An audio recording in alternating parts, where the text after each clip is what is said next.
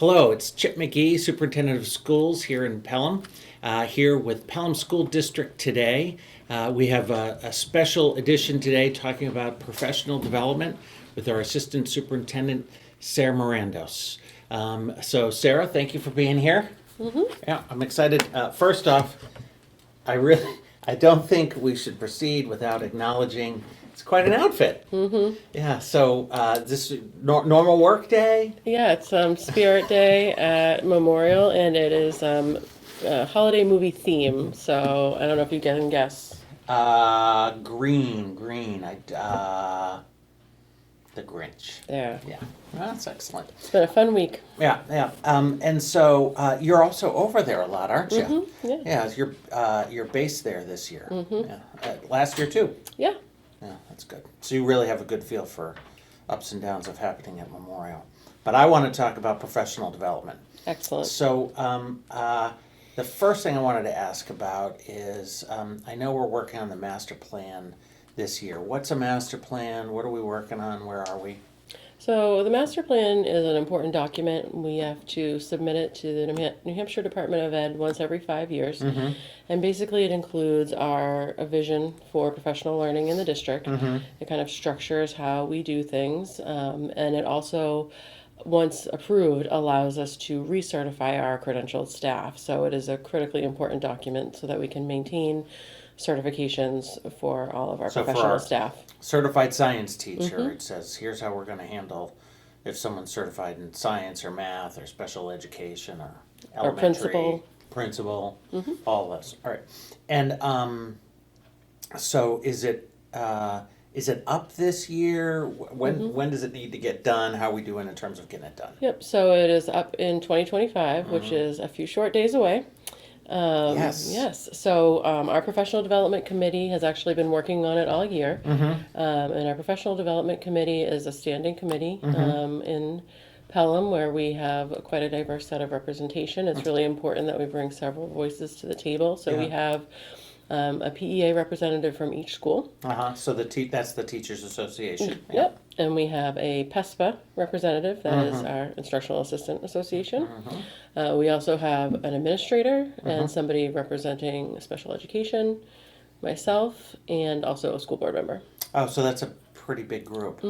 Yeah, and so did you just form in order to rewrite the master plan, or are you always going? No, the Professional Development Committee works every year because it designs and evaluates the effectiveness of our professional learning. Oh, okay. So it helps in terms of planning our in-service workshop days and getting feedback from staff. It helps them in the buildings with their own credentialing and answering any questions. They help us develop workshops. I mean, they're really on the ground working hard. So it's a long-standing committee. Yeah, that's good. And so you talked a little bit about how the master plan provides a vision for the district in terms of professional development. But I also know that I work pretty closely with you and the board on goals that are. We look at them every year, but they're really 3-year goals generally. How does the master plan fit together with the goals that we set? So I think it's really important that the school district's goals are integrated into all of the professional learning opportunities that we have. So for example, if I can provide a couple. Yeah, that'd be great. So we have this year our literacy goal. And so upcoming professional development that we're getting ready for our March workshop day is partly on the science of reading. In addition to that, we are still continuing with our math goal. And so for the math goal, we are doing a deeper dive into how we look at iReady data instruction and trying to help our teachers understand their data so that they can help students in the classroom better. So that's an extension of some of the work we've done for that math goal. All right. So those are really good examples. I want to kind of dig into each one. So I see. So with the literacy goal, you said there's going to be a training on the science of reading, and as I've worked over the years in education. I was a high school teacher, and so reading instruction was something I didn't know about. And I've come to learn it really is, it's a complicated thing, helping someone learn to read. And I'm wondering, so what's the training going to be? Who's it for? What is it that they're actually going to do to learn that stuff? Because it's not a simple topic. So we have a multi-pronged approach. We've already really jumped in both feet. So we've been working with the Department of Ed on some basic science of New reading Hampshire training. or U.S.? New Hampshire. And so our elementary teachers have already had 2 sessions with Kate McCaffrey, who is the literacy liaison for the DOE. And So she came all the way down Yep. here to, yeah. and then she's going to be hopefully coming back one more time before March 11th, but we definitely have her all day on March 11th Good. to provide some additional training. This is not, a one and done type training. This is going to be continuous training and revisiting over the next couple of years. So we're just at the beginning stages of really determining where our needs are and how we can find supports to help our teachers.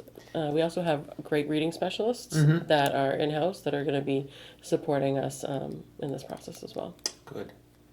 That's important. So it's helping me kind of get a picture of the master plan, and the professional development committee is kind of in the middle of all this. So talk to me about the math. And I know that I know the answer to this, but talk to me a little bit about why is it even still a goal? I thought we had finished that one up. Yeah, we didn't finish. We worked really hard over 3 years, but we didn't get quite to where we wanted to be, so we kept it open, and it's going to be an ongoing goal. And as part of that, we did focus quite a bit on professional development over the last 3 years, but we feel like there's still more work to be done. Yeah. So in March or the rest of the year, what are some of the math things that we're going to do to help our teachers? So when we come back from vacation in January, we are doing some iReady training, really looking at data in the different domains. For those who don't know, what's iReady? iReady is the diagnostic assessment that we provide students K through 8 3 times a year, and it provides teachers with a lot of rich information.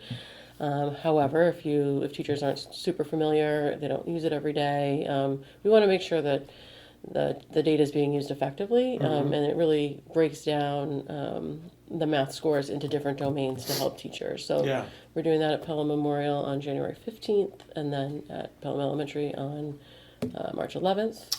And additionally, we are continuing our work with the 8 mathematical practices, which is a series that was developed last year by our 2 math coaches, Karina Carton and Nicole Bridge. I remember they sent me the curriculum for that. Yeah, that was serious stuff. It is. Yeah.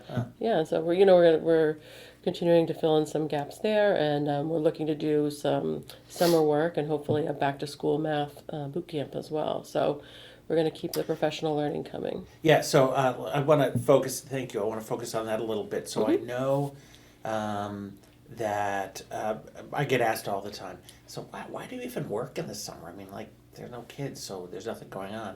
But there's a fair amount of professional development in the summer. So just generally, what do you have with teachers in the summertime? Yeah, so we do, for the last several years, we've had 2 big ones. One is our SEL boot camp and our Future Ready camp. SEL, what's that? Social emotional learning. Okay. So we've done things on responsive classroom, different approaches, and trauma-informed instruction. But this year we're going to add 2 additional ones. So we're going to add a literacy boot camp and a math boot camp. When you say boot camp, is that for teachers or is that a boot camp for students? It's for teachers. So all this professional learning is for teachers. It's all for teachers, yeah. right.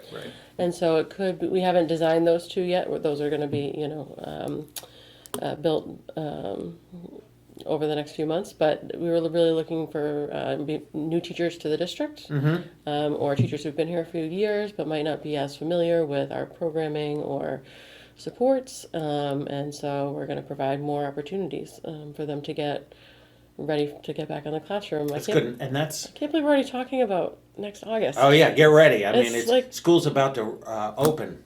That's one of my favorite jokes. And so I know it's not even the holiday break yet, and we're talking about when we come back from the summer break. Mm-hmm.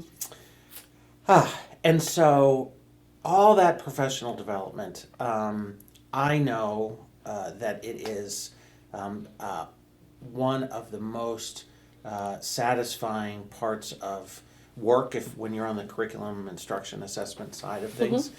So just pick out something that you've done in the last year or that you have upcoming that you just are delighted that we're offering, or that surprised you, something that you really liked, or that you like coming up. I mean, we have so much in-house talent that offers a lot of our professional development. We tend to offer some choice sessions in the afternoons, and so I'll just pick one out. Gina Wagner and the instructional coaches did a spectacular intro to AI for our teachers this year, and it was just touching the surface, but I feel like we're going to see a lot more of that, and I think that having a really quality instructional coaches helps our teachers day to day in the classroom with professional learning, but also so it's not like they swoop in No, from somewhere else and say, here's an hour and a half on AI, now we're going to fly back to Tampa or wherever they're from. Right. They're our folks. Right, and so teachers who have additional questions can schedule an appointment, or, they trust our coaches, so it's easy to ask questions. You can be more vulnerable, those types of things. Yeah, that's good. That's good. Well, it's one of my favorite topics to get to talk about. Can I give one shout out before we close out? Oh. I really would like to. Okay. Thank you. I just want to acknowledge the Professional Development Committee, who has worked incredibly hard on this very hefty, wonderful document. So I just want to acknowledge Jill Zidek from Pelham Elementary, Patty Lamontagne from Pelham Memorial, Kaylee Martins from Pelham High School, Nancy Haskins from Pelham Elementary, Jessica Van Franken from Pelham Elementary, and Kim Noyes, our Director of Special Services, and also Dave Wilkerson, who is our school board rep. That is a strong team. Yeah, and they put a lot of effort into this, so I'd be remiss for me to just take all the credit here. So I will feel really satisfied when we bring this to the board in January, and really happy when we submit it to the state. Yeah, in January. This is good. It's nice to know. Sometimes things appear like they're just happening in the background. They just take care of themselves. It all just happens. And to know that there are people making sure that it works the way we want it to, and we get better the way we want to. Yeah. All right. Thank you. Yeah. So this was a professional development episode on Pelham School District today. Thank you very much. I'm Chip McGee, your superintendent.